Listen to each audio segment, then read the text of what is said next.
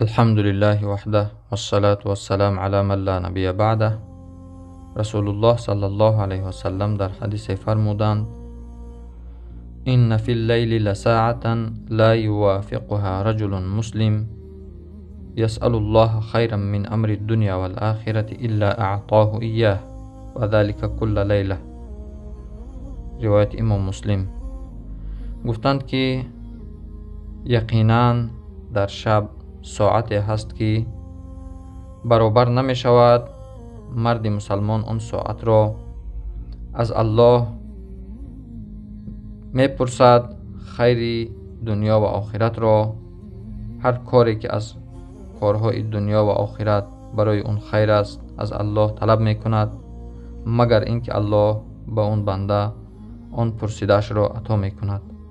و این کار هر شب دوام دارد، یعنی هر شب انجام می یابد.